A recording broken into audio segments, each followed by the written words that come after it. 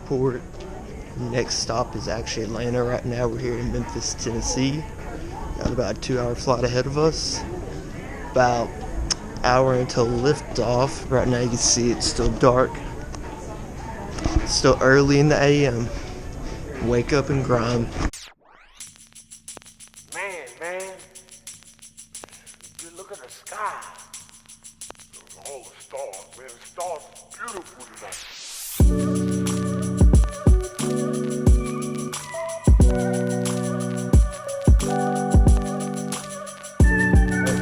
We made it to Atlanta. It was about I'd say about a 30-minute thing, 30-minute flight, and now check this cool place out. We're headed to San Francisco next, headed to Terminal A. Looking forward to meeting all the guys at Blockchain.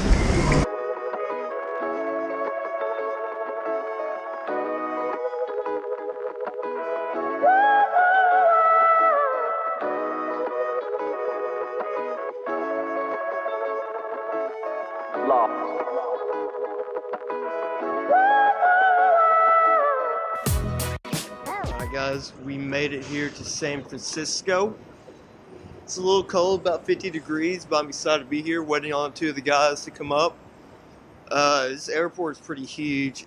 He ended up sending me his location to try to find each other, and he's about 5 miles away. But anyways, I'm just excited to be here. I'm ready for this crypto live event tomorrow. Ready for some insider knowledge and all the information that I can get. And as a point of advice, I'd say try to travel at least once a month. Get out of your comfort zone, because the more you stay where you're at, the more you're going to be stagnant, and the more you're not going to be able to experience things and have new thoughts and ideas.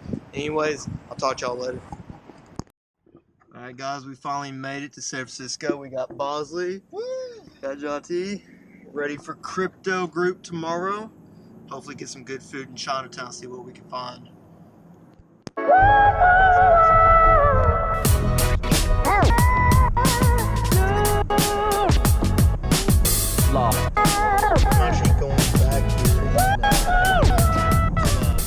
Alright, we're out here on the set of Venom, bunch of film crew.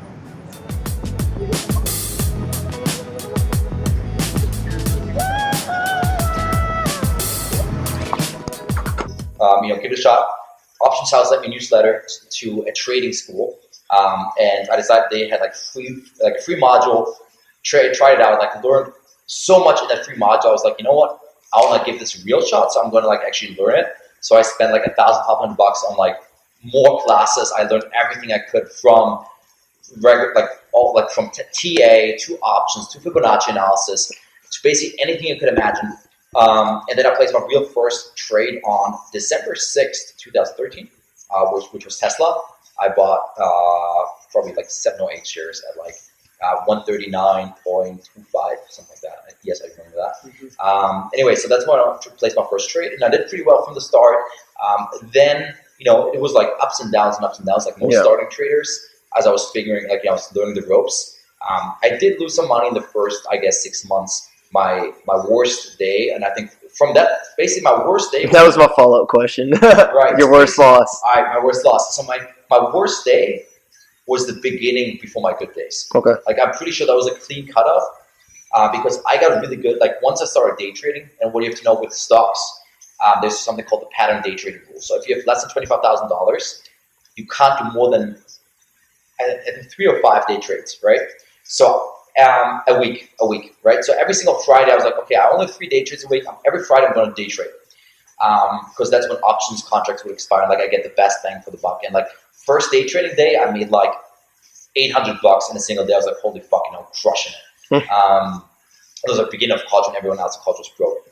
Yeah, it right. was good. And I was dude, no, I was on financial aid. I didn't have any money back then, right? So $800 in a day to me was amazing.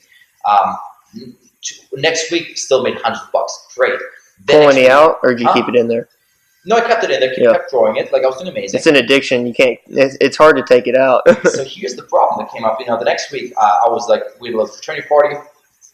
It was a Thursday night fraternity party, and I crashed at my friend's place. And I was like, I don't know if I should drink and everything because I got the day trades more. That was my job. Day trade was my job. So I came, and then I woke up. It's like, oh fuck! It's like 9 o'clock in the morning. Market opens in like 30 minutes, or like it was probably like 9:20. It's like market opens in minutes. I gotta get ready. Just open my laptop, getting ready, and essentially it took me like, I don't know, like 20 minutes. I was like, oh fuck! I just lost $20.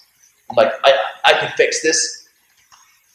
Ah, fuck! I'm down $700. Let me fix this. That's a big jump. And then I'm like, fuck! I'm down $1,024. It was my third day trade. So like, I was like, if I do one more trade, I get flagged, and I'm like, I can't trade for 90 days. I'm like, okay.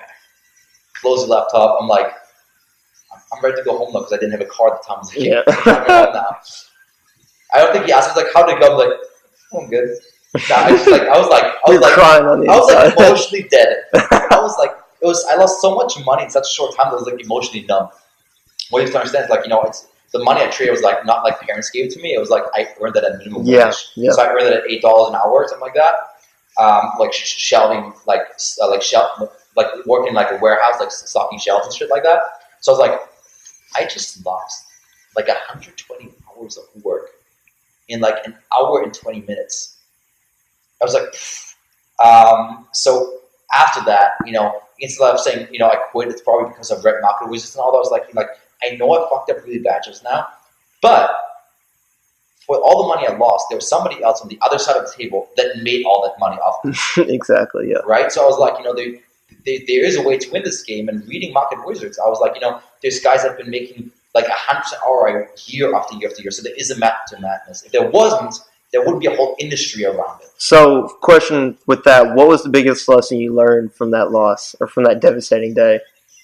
And before that, did you go straight to opening your laptop as soon as you woke up? Or did you have a morning routine for that, or did you just go straight to like losing? Back then, wait, in that morning? Yeah.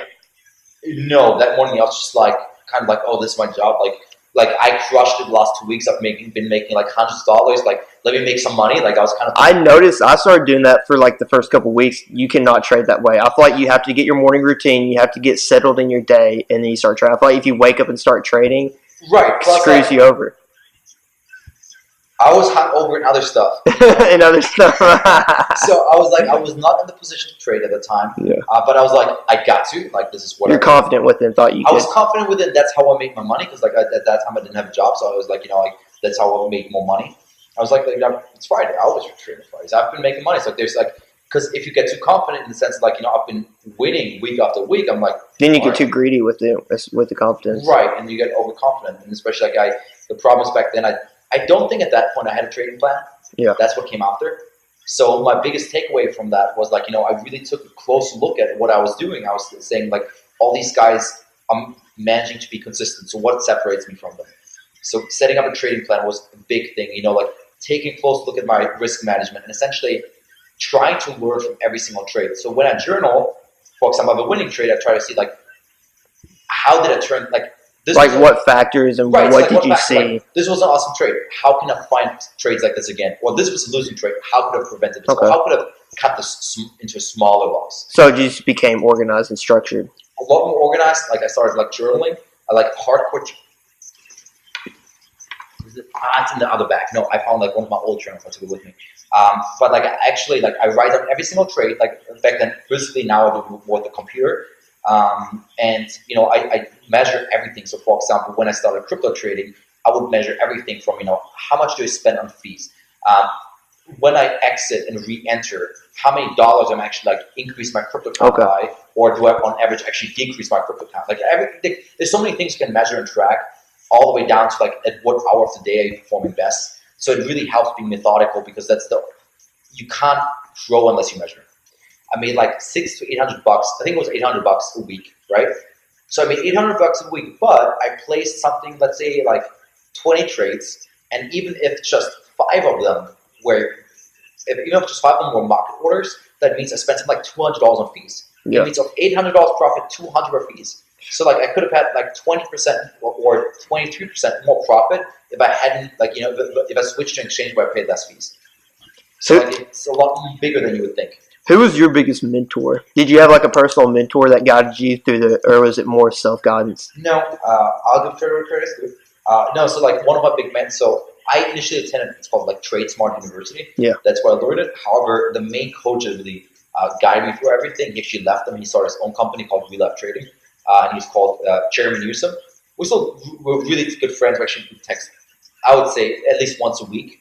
He also started his hedge fund. I started my hedge fund. So we've been staying close throughout the time. And like I remember back when I started, that definitely helped because I asked a lot of the questions that you guys ask me nowadays. Yeah. Like, for example, I had a big losing day, and I would write in like a fucking paragraph. I'd be like dramatic as fuck. Nowadays I smile at it, But I understand, where it's coming from, and I think it helps, like having somebody like either like for me it was him, for you guys it's me probably. This is like relax. Like in the grand scheme of things, it's not that bad, and like the reason you lost money is because of this, and this. Yeah. Good trader by watching videos. You become a better trader, but if you never saw, then like obviously never growing. Yeah. So for example, I would say with trading, you can skip a huge part of the learning curve by taking courses, for example.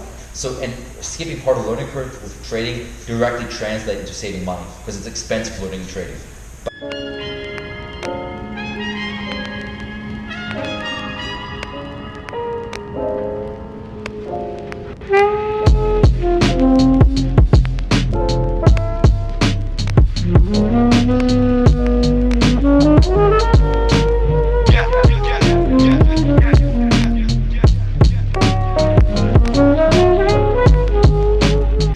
About to head to the crypto meetup.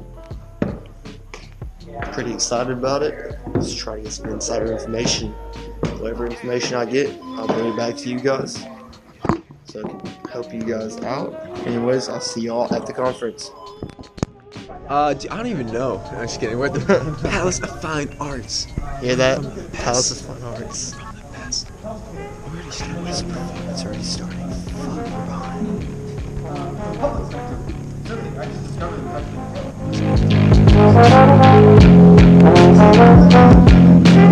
America's classic thrillers come to life. The Hardy Boys' Nancy Drew mysteries.